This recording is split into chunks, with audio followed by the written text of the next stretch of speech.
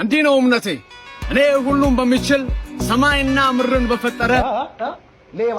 መልካም። ይህን ቪዲዮ ከዚህ በፊት አይታችሁታል ብዬ አስባለሁ። የሐዋርያት አንቀጸ ሃይማኖት ወይም ደግሞ አፖስትልስ ክሪድ ብለን የምንጠራውን ይህን አንቀጸ ሃይማኖት ወንድማችን በሚደንቅ መልኩ ናሬት አድርጎልናል። እምነቴ ይህ ነው በማለት ማለት ነው። ይህን አንቀጸ ሃይማኖት ፕሮቴስታንቱ ዲኖሚኔሽኖች ጋር ታገኙታላችሁ፣ ሉትራኖች ጋር፣ ሪፎርምድ ካምፕ ውስጥ ያሉ ክርስቲያኖች ጋር፣ እንደዚሁም ደግሞ ኢቭን ትላንትና በለቀቁላችሁ ቪዲዮ ላይ እኛ ቸርች መሰረተ ክርስቶስ ቤተክርስቲያን በየማለዳው እሑድ ማለዳ አምልኮ ላይ እንደሚባል አሳይቻችሁ ነበር። ስለዚህ በፕሮቴስታንቶች ዘንድ ይህ በጣም ታዋቂ የሆነ አንቀጸ ሃይማኖት ነው፣ አፖስትልስ ክሪድ ማለት ነው። ታዲያ ወንድማችን ያያ ዘልደታ የተባለ ኦርቶዶክስ ወንድማችን ይህ ከኛ የተሰረቀ ነው ይለናል እና ምን እንደሚለን እስቲ ተመልከቱ። እንዴ ከየት አምጥተው የራስ አንተ ሞላጫ ሌባ! የኔ እምነት የትኛው እምነት ከዘውትር ጸሎታችን ላይ ሰርቀ የሃይማኖት ጸሎት የሚለውን ጸሎት ቆራርሰ ቦዳድሰ ቦጭቀ ለአንተ የሚመችን ነጥለ ወስደ ሞላጫ እዚህ መጥተህ የኔ ሃይማኖት ነው ትላለህ። የትኛው ሃይማኖት ነው?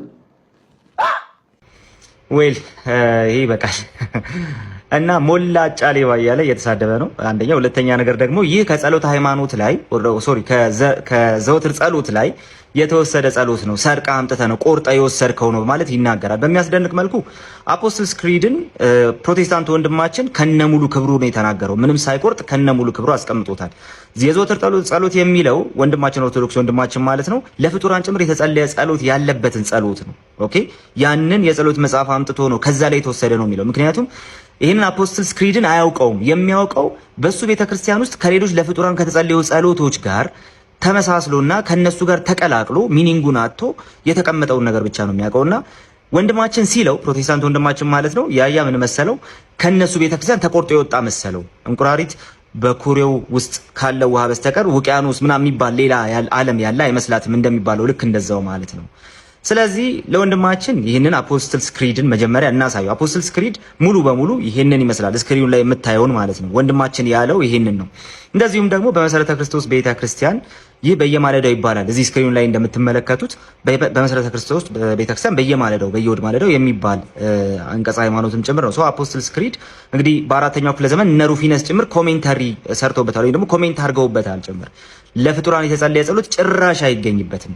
ታዲያ ያያ ወንድማችን ለፍጡራን ከተጸለየው ጸሎት ጋር የተቀላቀለውን ጸሎተ ሃይማኖት ወይም ደግሞ የተቀላቀለውን ይህንን ጸሎት ስለሆነ የሚያውቀው አፖስትልስ ክሪድን ስለማያውቀው በዚህ መንገድ አክት አደረገ ማለት ነው። እስቲ የዘወትር ጸሎትን ወንድማችን እያለ ያለውን ኦርቶዶክስ ወንድማችን እያለ ያለውን ነገር እንመልከት። የዘወትር ጸሎትን አንብበን ማለት ነው። የዘወትር ጸሎት ከላይ አሁን ተሰረቀ የሚለውን ወይም ደግሞ ተቆረጠ የሚለውን ነገር ይናገራል። ሁሉን የፈጠረ አንድ አምላክ በሚሆን በእግዚአብሔር አምናለሁ እያለ ይቀጥላል። ከዛ በኋላ ቁጥር 8 ላይ ተመልከቱት። ለአብ ምስጋና ይገባል፣ ለወልድ ምስጋና ይገባል፣ ለመንፈስ ቅዱስ ምስጋና ይገባል ይልና አምላክን ለወለደች ለእመቤታችን ለድንግል ማርያም ምስጋና ይገባል በማለት ለፍጡር ምስጋና ያቀርባል። ከአብ ከወልድ ከመንፈስ ቅዱስ ቀጥሎ ለፍጡር ምስጋና ያቀርባል፣ ለማርያም ምስጋና ያቀርባል ማለት ነው።